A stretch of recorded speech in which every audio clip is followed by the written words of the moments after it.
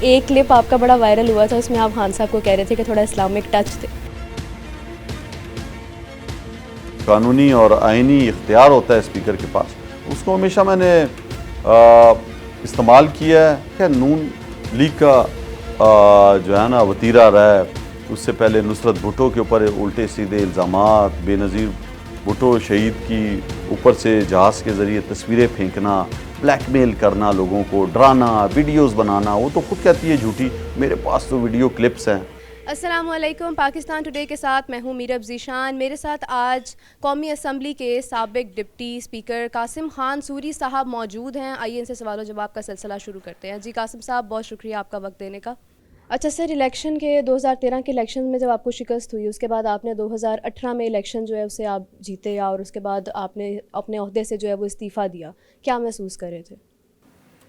دیکھیں، 2013 میں پہلی دفعہ پورے پاکستان میں پاکستان تحریک انصاف نے الیکشن میں حصہ لیا تھا. 2008 میں ہم نے بائیکاٹ کیا تھا.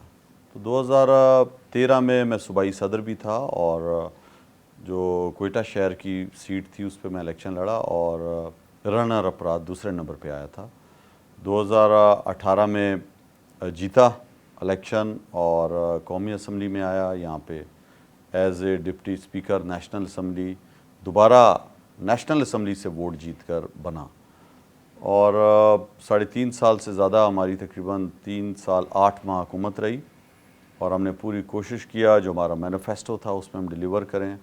پاکستان کی آزاد خارجہ پالیسی بنائی ہم نے. آپ نے دیکھا کہ جس طرح مقروض ملک تھا، شروع میں کفایت شعاری بھی کی عمران خان صاحب نے، ہم سب نے مل کے. اور پاکستان کا جو ٹیکس کلیکشن بہت کم تھا اس کو ڈبل کیا ہم نے. اور کووڈ آ گیا پوری دنیا میں، کووڈ سے مقابلہ کیا. اس کے بعد ہم نے، آپ نے دیکھا کہ ایکسپورٹ اپنی بڑھائی، زر مبادلہ سب سے زیادہ ہمارے دور میں آیا.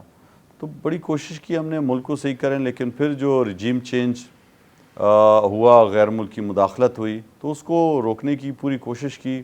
رولنگ بھی میں نے دی، اور کہ نہیں ہو سکتا کہ پاکستان جو ایک آزاد ملک ہے اس میں کوئی اور ملک مداخلت کر کے چوروں کو، لٹیروں کو، یہ جو منی لانڈرز تھے جنہوں نے 30 سال پاکستان کو لوٹا تھا، انہوں نے تو دوبارہ غلامی کر لی، اپنے کیسز بچانے تھے. NRO 2 انہیں ملا.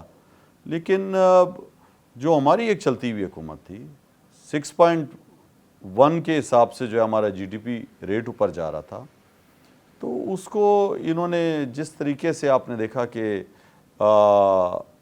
سندھ ہاؤس میں ہمارے MNAs کو جمع کیا، ضمیر خریدے، پیسے چل رہے تھے.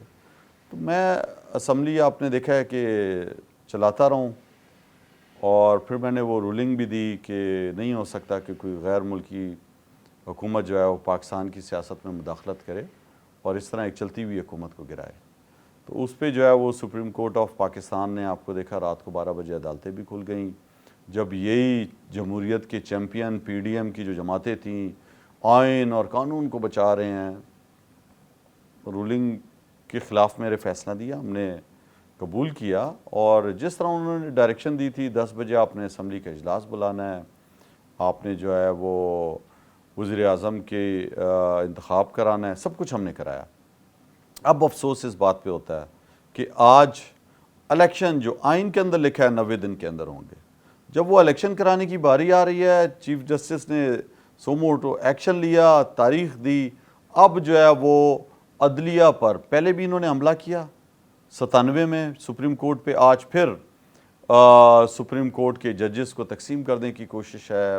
اسمبلی میں ڈمی اسمبلی ہے، پیچھے رہ کون گیا وہاں پہ؟ 42 لوگ بیٹھے نہیں ہوتے، قراردادیں پاس کر رہے ہیں. قرارداد سے تو کبھی بھی آپ سپریم کورٹ کے کسی فیصلے کو چیلنج نہیں کر سکتے ہو. پریشر ٹیکٹکس ڈال رہے ہیں. تو میں سمجھتا ہوں کہ آئین اور قانون کی پاسداری ہونی چاہیے ابھی بھی. اور جس طرح یہ الیکشن سے بھاگ رہی ہے PDM اور نہیں کرانا چاہ رہی ہے الیکشن، اور ایک جوڈیشری جو ایک ادارہ ہے مضبوط، اس کو نشانہ بنا رہی ہے، تو ان کا کام یہی ہے. یہ اسی طرح پہلے بھی ہماری حکومت گرانے میں بھی انہوں نے جو ہے وہ غلامی قبول کی، اور آج بھی اپنی حکومت بچانے کے لیے ہر حد تک جا رہے ہیں. سر، آپ نے جس طرح بھی ذکر کیا کہ غلامی کا ذکر آپ کر رہے ہیں، تو آپ نے جب اپنے عہدے سے استعفیٰ دیا تھا تو آپ نے اس بیانیے بھی دیا تھا کہ اس میں بیرونی مداخلت ہے، یعنی بالکل۔ امریکہ کی مداخلت ہے، لیکن ابھی عمران خان صاحب اپنے اس بیانیے سے ہٹتے نظر آ رہے ہیں، کیا کہنا چاہیں گے؟ کہاں پہ ہٹ رہے ہیں؟ وہ سائفر موجود ہے سپریم کورٹ. جب میں ایکٹنگ اسپیکر تھا وہ سائفر میں نے پڑھا، قومی اسمبلی میں دکھایا، بتایا، اس کے بعد اس کو پیک کر کے چیف جسٹس آف پاکستان کو بھیجا کہ اس پہ تحقیقات کراؤ. وہ سائفر آپ کو پتہ ہے قومی سلامتی کمیٹی میں پیش ہوا تھا. اس کے بعد اس ملک کو جو ہے وہ ڈیمارش کیا گیا، اس کے خلاف احتجاج کیا گیا. قومی اسمبلی میں جو قائمہ کمیٹی ہے سلامتی کی، اس میں اس پہ بحث ہوئی اور اس میں وہاں سے احتجاج ہوا. آپ کی اس وفاقی کابینہ نے اس پہ احتجاج کیا تھا اس دور کی. تو یہ تو ایک کھلی حقیقت ہے. جو ہمارے سفیر ہیں انہوں نے باقاعدہ اس پہ انسٹانس لیا کہ واقعی میں مجھے بلا کر اسی طرح دھمکایا گیا تھا، ڈرایا گیا تھا. ایک منتخب حکومت کو جو ہے وہ عدم اعتماد کی تحریک سے عمران خان کی حکومت کو ہٹاؤ. تو اس پہ تو سب کو پتہ ہی ہے، یہ تو کوئی وہ بات نہیں ہے. انہوں نے یہ بات ضرور کی ہے کہ یہاں سے اکسایا گیا اس ملک کو کہ شاید عمران خان اینٹی امریکن ہے. ہم کسی بھی ملک کے خلاف نہیں ہیں، کسی بھی ملک کی عوام کے خلاف نہیں ہیں. ہاں یہ ضرور ہے کہ اگر کوئی ملک ہمیں ڈکٹیٹ کرے گا تو وہ ہم ڈکٹیشن نہیں لے رہے تھے. ہم کہہ رہے تھے کہ ہم نے برابری کی بنیاد پر تعلق رکھنا ہے ملک سے. ہمیں حق حاصل ہے کہ ہم کہیں سے بھی کوئی سستی چیز مل رہی ہے تو لیں، لیکن یہ نہیں ہو سکتا کہ ہم کسی ملک کی ڈکٹیشن لیں گے، کس سے تجارت کرنی ہے، کہاں نہیں جانا ہے. یہ تو آزاد ملکوں میں نہیں ہوتا. تو اصل بات یہ تھی کہ آقا اور غلامی کا رشتہ نہیں ہم نے چاہ رہے تھے، اور ہم چاہ رہے تھے کہ پاکستان جو ایک آزاد ملک ہے وہ اپنی آزاد خارجہ پالیسی بنائے. خان صاحب کا ایک بیان میں یہ بھی کہنا تھا کہ حکومت جو ہے ان کی وہ ایک کمزور پڑ رہی تھی، تو آپ کو بطور ایک ڈپٹی اسپیکر کبھی کسی دباؤ کا سامنا ہوا؟ نہیں، میں تو کبھی بھی دباؤ نہیں لیا. آپ نے دیکھا میں نے جو ہے وہ اسمبلی جو ہے نا چلائی ہے، جو ایک قانونی اور آئینی اختیار ہوتا ہے اسپیکر کے پاس، اس کو ہمیشہ میں نے استعمال کیا ہے اور کوشش کی ہے کہ جو قانون سازی ہو سکے اسمبلی کے اندر، جس رول اور پروسیجر کے ذریعے اسمبلی چلائی جاتی ہے اس طرح میں چلاؤں.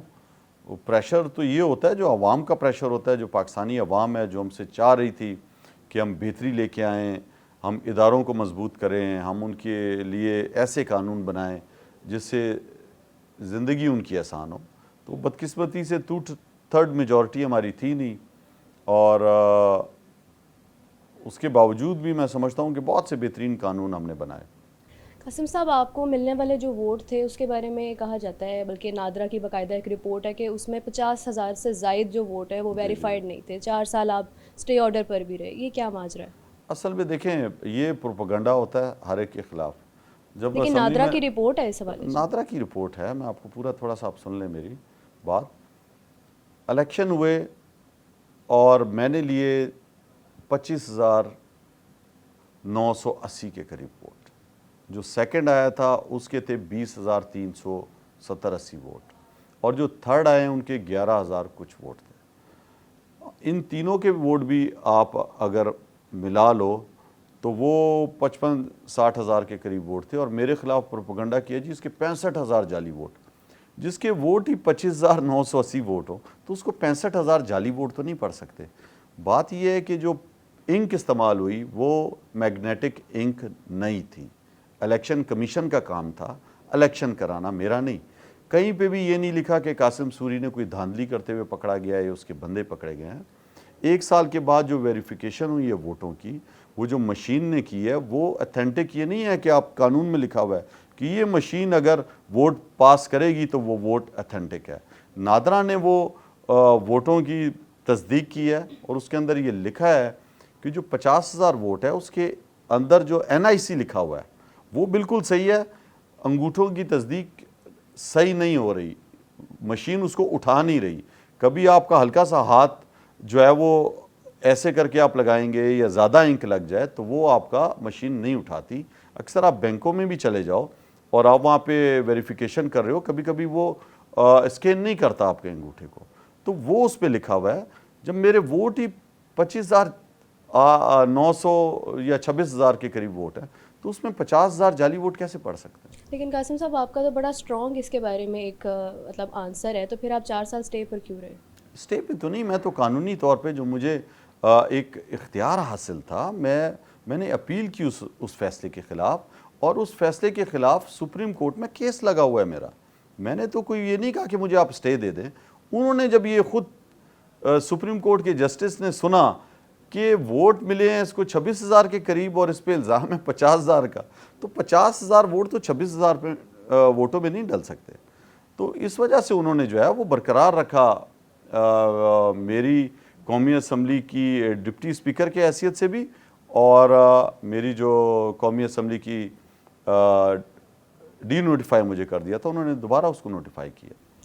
خان صاحب کے ساتھ آپ کے تعلقات بڑے کلوز ہیں اور اکثر ویڈیوز میں آپ اکٹھے ہی نظر آتے ہیں, ظاہر سی بات ہے. لیکن یہ ہے کہ ایک کلپ آپ کا بڑا وائرل ہوا تھا, اس میں آپ خان صاحب کو کہہ رہے تھے کہ تھوڑا اسلامک ٹچ دے. تو پولیٹیکل گفتگو میں اسلامک ٹچ دینا جو ہے وہ تھوڑا ان ایتھیکل نہیں ہو جاتا؟ نہیں, وہ اصل میں پورا کلپ جو ہے وہ دکھایا نہیں گیا, وہ صرف انہوں نے ایک لفظ یہ پکڑ لیا. اس میں نے کہا تھا کہ ہمارے پیارے نبی صلی اللہ علیہ وسلم کی مثال دیں.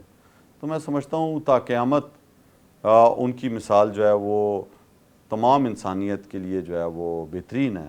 تو یہ میں نے اس میں کہا تھا. صحیح, لیکن وہ آپ کا ایک ورڈ باقاعدہ سنائی دے رہا تھا نا کہ وہ اسلامک اس ٹچ کے دیں بعد تھوڑا. ٹی وی نے پورا بھی کلپ دکھایا جس میں نے اس کے بعد کہا ہے کہ ہمارے پیارے نبی صلی اللہ علیہ وسلم کی آپ مثال دیں. تو یہ پورا جملہ اس پیرائے میں تھا. اچھا, اس کے علاوہ ایک اور چیز ہے کہ نا پی ٹی آئی کی جانب سے بھی, ویسے تو جس بھی آپ حکومت کو دیکھیں اس کا تو یہی ہے ایک طریقہ کار, لیکن پی ٹی آئی کی جانب سے بھی بڑی ان ایتھیکل لینگویج استعمال کی جاتی ہے. بینگ اے پولیٹیشینز, ایک سیاستدان ہونے کے ناطے ہمیں ایسی لینگویجز کو استعمال نہیں کرنا چاہیے. تو یہ ان ایتھیکل کیوں چیز بنتی جا رہی ہے؟ ایک طرف مطلب آپ اسلامک ریپبلک آف پاکستان کا نام لیتے ہیں اور دوسری طرف جو ہے وہ ایک ان ایتھیکل لینگویج بھی استعمال کی جاتی ہے. کیا یہ درست ہے؟ نہیں, ہماری طرف سے تو کبھی بھی نہیں ہوا. ہماری تو پارٹی آپ کو پتہ ہے سب سے پاپولر, سب سے زیادہ لوگوں کی سپورٹ ہے ہمیں.